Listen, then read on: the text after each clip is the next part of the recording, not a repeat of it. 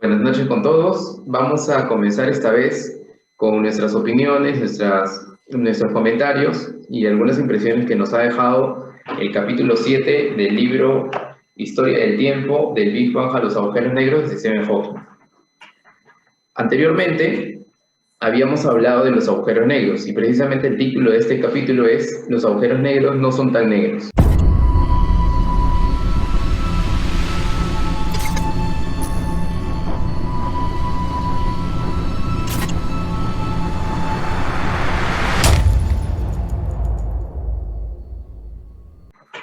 Habíamos mencionado en el capítulo anterior que los agujeros negros eran el resultado de la vida, de toda la vida de una historia, de una estrella, de la muerte de una estrella incluso. Habíamos hablado de algunas propiedades, algunos modelos incluso que describían esos agujeros negros. En este capítulo, Hawking nos da a conocer uno de sus descubrimientos más importantes en toda su carrera, y es que el descubrimiento de que los agujeros negros no absorbían toda la luz y nada más, y no dejaban pasar nada como es su definición. Es un agujero negro que se traga todo lo que está alrededor. Hawking logra descubrir que hay una emisión, como si fuera un cuerpo negro, ¿no? Y esto lo explica muy bien en este capítulo, ¿no? Porque la matemática que está detrás de toda esta descripción que él hace es bien densa, pero me parece que se puede entender muy bien cuando uno lee ese capítulo. Comienza a hablar acerca del área de los agujeros negros y el horizonte de sucesos, el lugar límite de donde algo puede caer al agujero negro si lo pasa. Antes no lo va a hacer, no va a caer dentro del agujero negro. Es un poco difícil entender eso, ¿no? Entender una bola negra y un límite, algo así como si fuera un círculo. Pero algo más parecido a esto puede ser cuando uno mira al horizonte. Cuando miras al horizonte, hay un límite del que ya no vas a ver más. Hay un montón de cosas más allá, pero tú ya no las vas a ver. Algo así es el límite del horizonte de sucesos. Y también introduce esta idea de la entropía como el incremento del desorden, del caos. Anteriormente yo lo había mencionado en algún capítulo. Y bueno, hasta aquí quería dar mis impresiones para poder hablar un poco más de la siguiente parte. Entonces los dejo con mi compañero para que dé también sus impresiones. Ok, gracias. Un saludo para ti, Javier, para César, y un saludo también para todos los que nos puedan estar viendo. Como bien lo ha apuntado Javier, esta vez vamos a encargarnos pues de este capítulo 7, ¿no? Que es un tema que a Hawking siempre le ha interesado, ¿no? Esta cuestión de los agujeros negros, y pues da algunos detalles más, ¿no? Acerca de estos agujeros negros, algunas características que terminan siendo importantes para poder conocer un poco más a estos entes, ¿no? Estas entidades, pues, extrañas, ¿no? Que son como una especie de fantasmas de estrellas, ¿no? Que empiezan a tener este tipo de comportamiento, que es absorber todo lo que haya en determinada área, ¿no? Que se le llama el horizonte de sucesos, ¿no?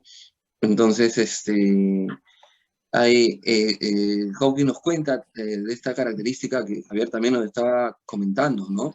De qué pasa con estos rayos de luz que están en esa zona límite, ¿no?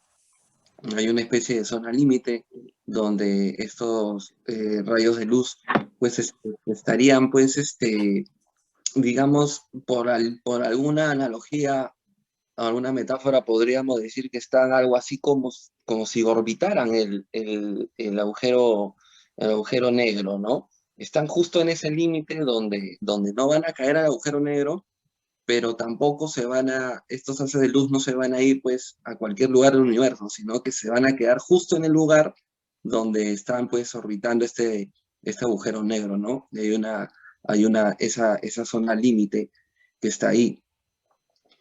Ahora bien, también Hawking nos cuenta de que suceden algunas otras cosas, como por ejemplo, de que cuando el agujero negro absorbe más materia, el horizonte de sucesos crece, ¿no? Ese es un dato que nos da también, que es otra de las características de los agujeros negros en las cuales Hawking se ponía a pensar, ¿no? Entonces, digamos que sucede esta eventualidad. Y también, por ejemplo, como bien nos apuntaba Javier, Hawking nos habla acerca de cuánta entropía puede tener agujero negro, ¿no? Esta entropía, este caos que sucede, cuánta podría tener, pero supuestamente pues no podría tener ninguna entropía porque supuestamente ellos no irradian nada, ¿no? Entonces al no irradiar nada no podría tener entropía, es lo que es, digamos, lo que primero pensaba en un primer momento también Hawking, porque es supuestamente el concepto de agujero negro es que solamente absorbía cosas y no había nada, ¿no? Entonces, ¿cómo podría haber entropía en algo que solamente absorbe? Pero digamos de que al final sí descubre que sí emiten una especie de radiación que puede ser muy pequeño, muy sutil, pero que sí llega a existir, ¿no? Esta especie de radiación, entonces se empieza a ver también, se empieza a encontrar también algunos grados de entropía, ¿no? Entonces, eso hace de que se conozcan más los agujeros negros con estas características y parecen características superficiales a lo mejor en un primer momento, ¿no? Nos podríamos preguntar, pero bueno, ¿y qué sucede con eso, no? ¿Qué tiene que ver de que tengan entropía o no? ¿O qué tienen que ver si irradian algo o no? Pero eso sí es importante porque al conocer más las características de los agujeros negros, se pueden tener mucho más datos acerca de los inicios del universo, ¿no? Los inicios de todo, ¿no? Porque parece ser que hay una relación más o menos misteriosa entre los agujeros negros y lo que pasó en la teoría del Big Bang, ¿no? Entonces, sabemos que para Hawking el Big Bang viene a ser como algo como inverso a un agujero negro, ¿no? Entonces, mientras más se conozcan los agujeros negros, teorías con más sustento, con más asidero se pueden hacer acerca del Big Bang, ¿no? Entonces, ese sería mi comentario y le haría pase a César. Un saludo a todos los que tienen la posibilidad de vernos. Un saludo para ti, Javier, para ti, Héctor. Continuando con esos debates que estamos realizando acorde a este libro de Stephen Hawking, Historia del tiempo del Big Bang a los agujeros negros. Y he sacado algunos puntos precisamente porque en el último capítulo y en este que estamos debatiendo ahora, en el 7, Stephen Hawking habla básicamente de los agujeros negros, ¿no? Que es el subtítulo precisamente del libro, la importancia de los agujeros negros, porque mucho de su teoría se basa en esto, en el análisis de los agujeros negros. ¿Qué son los agujeros negros en el universo? ¿Y qué nos pueden demostrar, qué nos pueden enseñar esos agujeros negros? De acuerdo al estudio que realizamos de esta situación, que podemos apreciar en el universo, podemos sacar ciertas conclusiones. Primero, el agujero negro es un conjunto de sucesos desde los que no es posible escapar, dice. Es decir, esta situación del agujero negro, como alguna vez explicamos, en el espacio y tiempo y el agujero negro, ¿no? Que forma una curvatura en el universo, tiene unos límites, ¿no?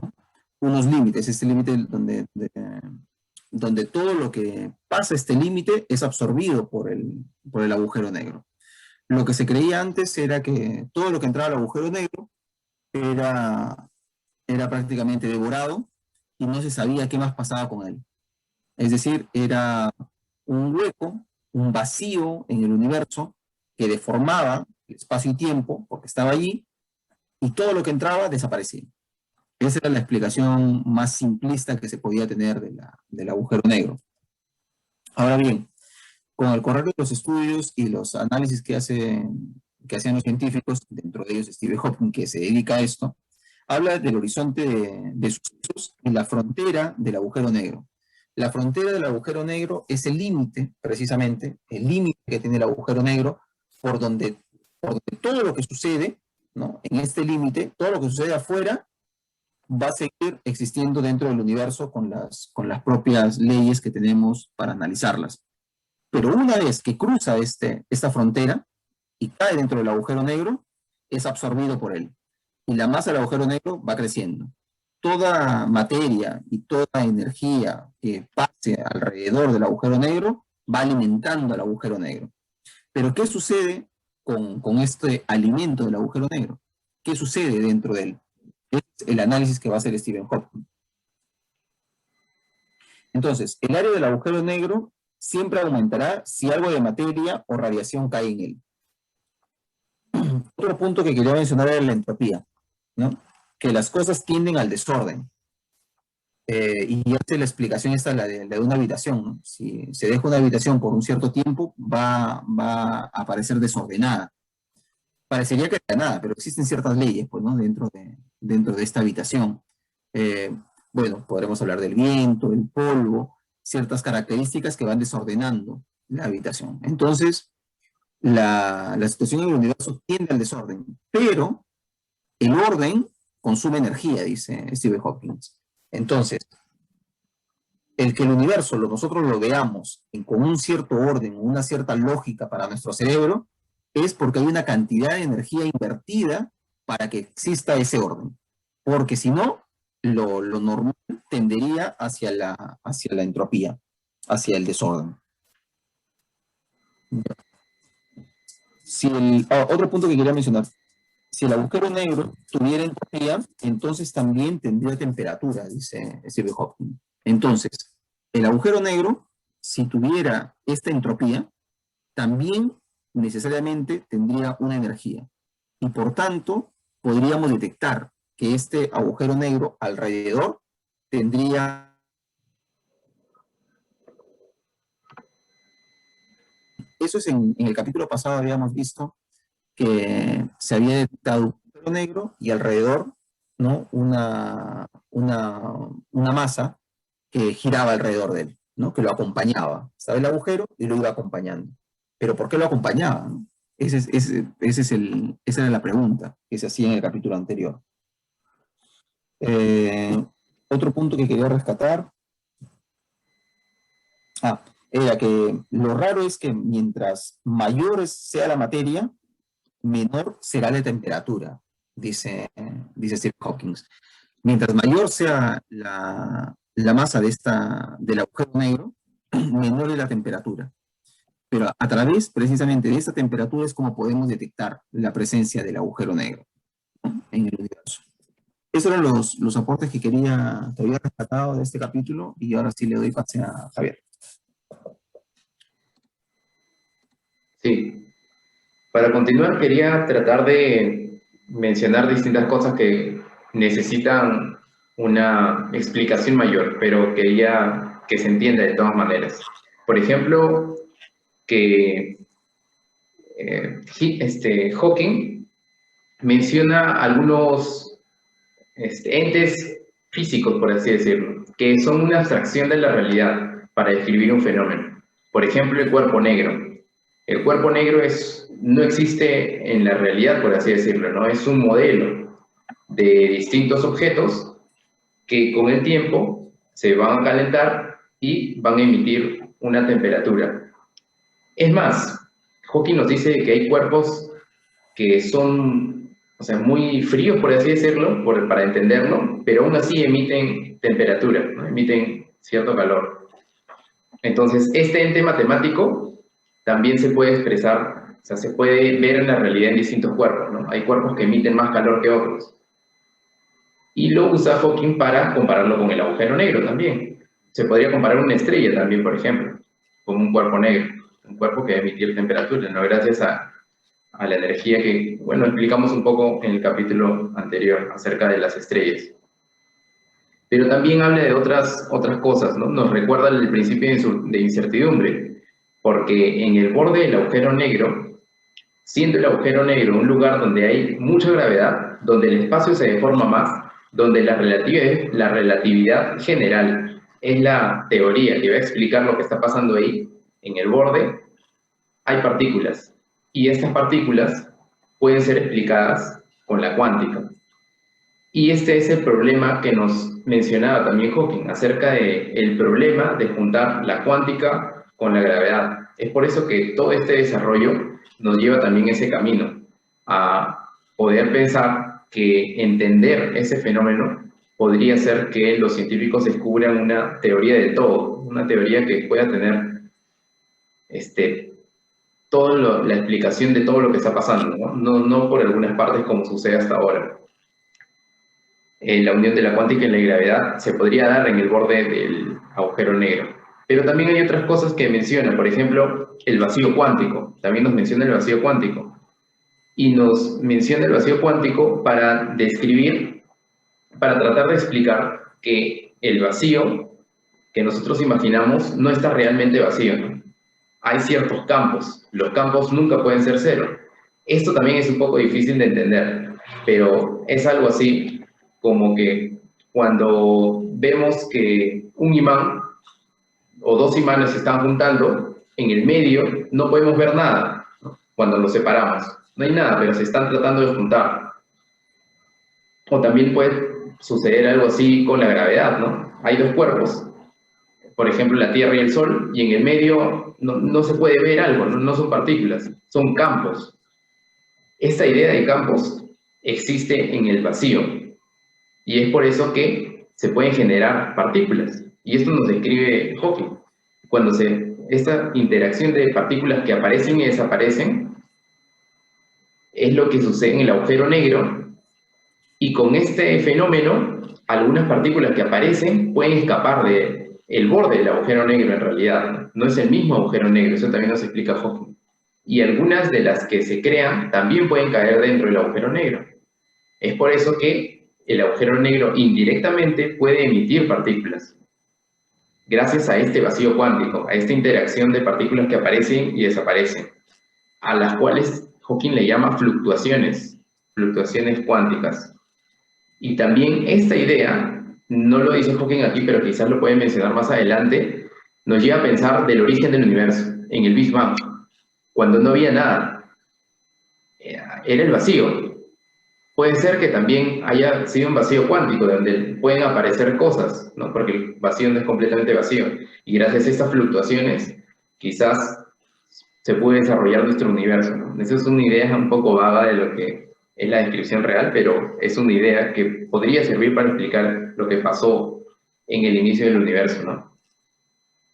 Y luego también hay algunas cosas que nos menciona Hawking acerca de que esta interacción de partículas saliendo y que los agujeros negros pueden emitir, nos lleva a la idea de que podrían haber unos agujeros negros primordiales, ¿no? Porque ya hablaba del inicio del universo.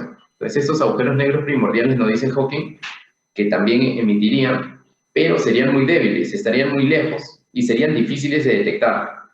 Y lo impresionante es que nosotros podríamos detectarlo, pero el telescopio tendría que ser del tamaño de la Tierra y quizás más grande. Es muy difícil porque la energía que emitirían es muy pequeña. Pero la forma en cómo nos describe que indirectamente se pueden detectar es un poco impresionante, porque existen esfuerzos para tratar de detectar estos agujeros negros primordiales ahora, con experimentos incluso en todo el mundo. Pero él dice que es casi imposible que se vean, ¿no? Por todas estas circunstancias. Y también algo importante de resaltar me parece que es esto de la entropía, simplemente porque es un poco difícil de entenderla así nomás, ¿no? Pero hay un ejemplo que quería resaltar. Hawking dice que en una caja hay partículas en un lado y hay una pared. Cuando tú sueltas la pared, evidentemente todas las partículas se van a distribuir en todo este envase, ¿no? Entonces esa tendencia a que todo esté revoloteando, todo se expande en un solo lugar, es el aumento de entropía. Bueno, solamente para aclarar eso. Y lo último que quería decir era acerca de una teoría que menciona Hawking, que une la idea de la cuántica y la relatividad, y habla de gravedad cuántica, que ese es al final del capítulo, ¿no? Menciona que hay una aproximación que puede estar cerca de hacer eso, ¿no? Y que es la idea de Feynman de suma sobre las historias posibles. Así dice en castellano, pero en realidad es la aproximación de las integrales de camino, así se llama. Ese es el nombre técnico, por así decirlo. Pero no sé por qué lo habrá traducido así. Pero es de las integrales de camino. Pero yo no entiendo muy bien hasta ahora, porque es recontra complicado. Pero seguramente más adelante quizás lo desarrolla o se puede hablar sobre eso, ¿no?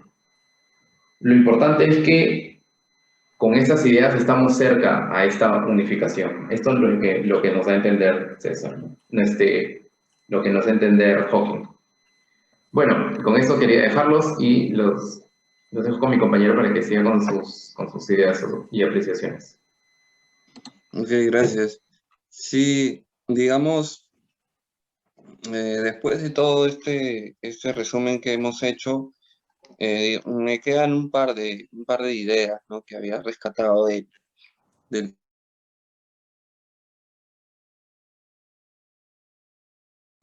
de un promedio de agujeros negros en cada año luz cúbico, ¿no? Que debemos entender el año luz cúbico como todo ese volumen, pues, que tendría un cubo que tiene un año luz de arista, ¿no? Y en todo ese volumen, pues, habrían unos 300 agujeros negros en promedio. Sin embargo, creo que no tenemos la fortuna de tener agujeros negros así de cercanos, ¿no? Parece ser que en el caso de nuestro planeta, pues no pasa eso, lamentablemente. Entonces eso dificulta un poco el estudio de ellos, ¿no? Y también debemos tomar en cuenta que mientras más lejos están en distancia, también más lejos están en tiempo, ¿no? Entonces, digamos, pues las estrellas que están cerca al agujero negro y se mueven de alguna manera o son absorbidas, o si están demasiado lejos, eso quiere decir de que esos sucesos han sucedido, valga la redundancia, hace muchísimos años, ¿no? Entonces, eso quiere decir que el estado actual del universo en realidad es un misterio para todos nosotros, ¿no? Sin embargo, de todas maneras, viendo estos fenómenos se pueden sacar muchas conclusiones y las estamos viendo en el texto de Hawking, ¿no? Después me quedó también el apunte del ejemplo que pone del astronauta reciclado, ¿no? Que se imagina a un astronauta, pues, que se convierte en una especie de espagueti cuando va siendo, pues, absorbido por el agujero negro, pues, este pobre astronauta, se convierte, pues, en algo, pues, alargado, ¿no? Que está siendo absorbido. Y digamos de que lo que dice Hawking es que sabemos por relatividad que la materia tiene una equivalencia con energía, ¿no? Entonces, esta masa del astronauta ingresa y se da una equivalencia en energía, y esta energía es soltada, después de tiempo, es soltada por el agujero negro como radiación. Entonces, digamos que es como si, como si el agujero negro, pues, lo hubiese digerido y estuviese teniendo, pues, unas secreciones, ¿no? Algo, algo parecido a eso, ¿no? Un monstruo que te digiere y después te expulsa, pues, te excreta, ¿no? A manera de radiación, ¿no?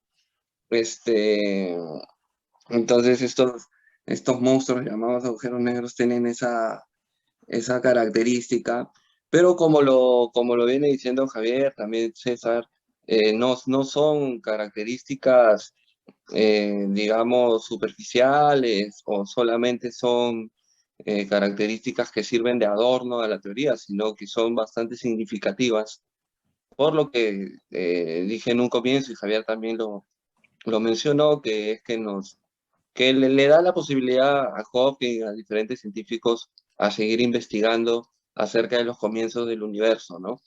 Entonces, más o menos por lo que se entiende a Hawking, creo que se podría inferir que Hawking lo que nos está diciendo es que mientras más se conozca los agujeros negros, más vamos a conocer pues de los comienzos del universo, ¿no? Entonces ese es el sentido.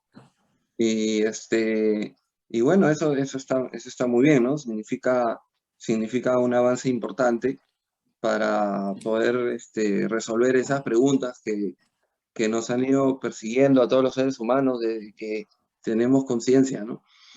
Así de que, bueno, yo lo dejaría ahí, sería mi última intervención y ya le doy pase a César. Sí, yo también quisiera mencionar solo unos puntos. Primero, que Hopkins sigue con este análisis del universo, pero sin perder un poco el tono de buen humor, ¿no? En su escritura. Cuando habla, por ejemplo, para ver el tema de los agujeros negros y para tener un buen análisis de ellos, nos faltaría que continúe la beca, ¿no? Que lo sigan asistiendo económicamente para poder analizarlo, para analizar estas investigaciones, para realizar estas investigaciones. Luego, dos puntos que quisiera mencionar. Esto de que mientras los agujeros negros pierden masa, el área de su horizonte de sucesos disminuye, ¿no?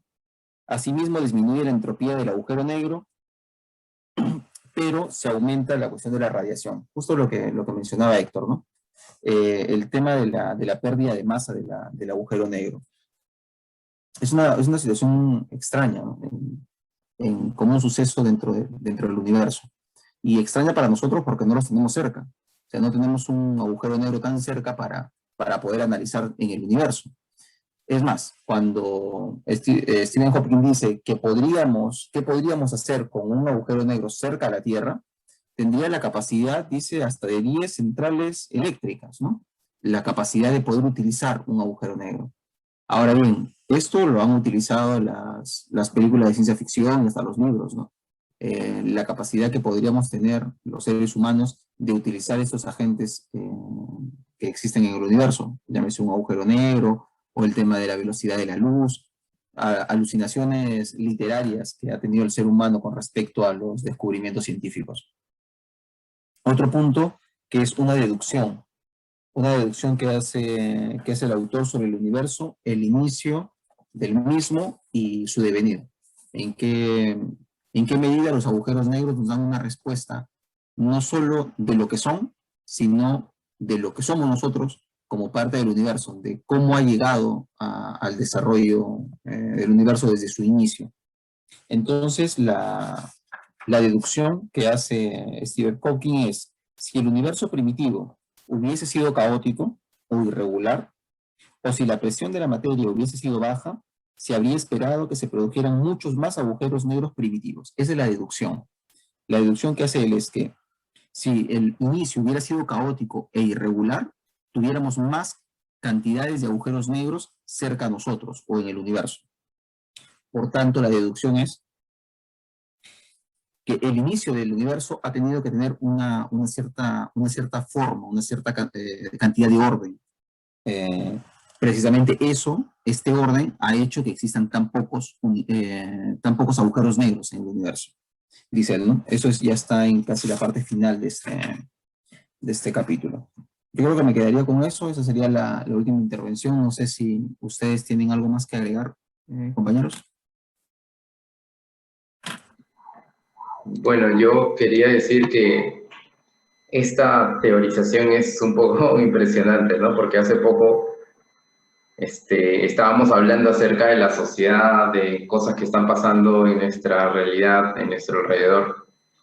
Y ahora nos hemos ido, creo que diametralmente, a una cuestión que está completamente alejada, ¿no? Alejada físicamente, porque los agujeros negros no están cerca, como dijo Héctor, ¿no? Pero el más cercano incluso está en el centro de la galaxia y estamos también recontra lejos. Pero también estamos hablando del origen de todo, ¿no? De una cuestión bien fundamental en cualquier ser humano, ¿no? De dónde venimos y de dónde viene todo. Y se hace muy pequeña, se hace insignificante incluso la historia que estamos viviendo ahorita, ¿no? Es tan complicada en que una candidata quiere imponerse, ¿no? Y hay un montón de movimiento social. Bueno, solo esa reflexión quería dejarla al final. Y bueno, más adelante vamos a continuar con el otro capítulo y vamos a ir colgando estos videos poco a poco. Vamos a intentar cada vez que estos resúmenes o estas ideas sean un poco más compactas para que lo puedan ver, ¿no? Y nuestros suscriptores puedan aumentar. Nos vemos la próxima, suscríbanse. Los millones de suscriptores. Solo quería ver en la última parte, con lo que decías tú, Javier, justo ahorita me has hecho pensar, ¿no? El tema del existencialismo, ¿no? O sea, principalmente Camus. O sea, existe en realidad un destino, tenemos un destino, los seres humanos, tenemos algo que hacer dentro de nuestro ser social y en el universo, o es simplemente una cuestión irracional. No tenemos por qué estar preocupándonos tanto en nuestra vida cotidiana, pensando que el universo es totalmente infinito y no le importamos absolutamente a nadie fuera de la Tierra, ¿no? Sí. Pues lleva a pensar este libro y lo que tú mencionabas con el tema político, ¿no? Que la gente se está enfrascando en una lucha francamente intestina y brutal, y en realidad esto de aquí a 10 millones de años no le va a importar absolutamente a nadie. Nadie se va a acordar de César Urbiola, ni de Javier Rengifo, ni de Keiko Fujimori. Vamos a hacer ni siquiera una anomalía en el universo, no vamos a hacer absolutamente nada. Eso por lo menos nos deja claro el análisis del libro. Sí. Eso no es que no luchemos por nuestros derechos, etcétera, etcétera, ¿no? Pero tiene que ver con el libro y la cuestión del existencialismo, ¿no? Eso es lo único que quería decir. Creo que ya no despedí. Javier. Sí, definitivamente así es, ¿no? Los agujeros negros nos enseñan que somos insignificantes, pero eso no quiere decir que dejemos de actuar, ¿no? Bueno, nos vemos la próxima. Da ganas a veces de que pase un agujero negro por acá y se lleve algunos Sí, personajes. algunos, sí. Bueno, ahora sí, nos despedimos, nos vemos la próxima. Regálanos un like, suscríbanse y hasta la próxima.